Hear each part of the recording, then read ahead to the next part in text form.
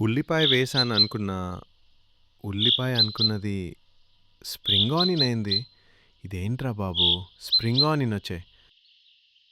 ఒక మంచి మాట చెప్తా వినేయండి. నువ్వు 20 కాదు 30 సంవత్సరాలు మంచి చెయ్యి. నువ్వు చేసిన ఈ 30 సంవత్సరాల మంచి కన్నా చివర ఎప్పుడో ఒకప్పుడు ఒక చిన్న నింద పడుతుంది చూడు, దాన్నే పట్టుకుని వేలాడతాం. ముందు జరిగిన మంచినంతా మర్చిపోతాం. చివరగా వచ్చిన నిందని చుట్టూ 10 మందికి చేరుస్తాం.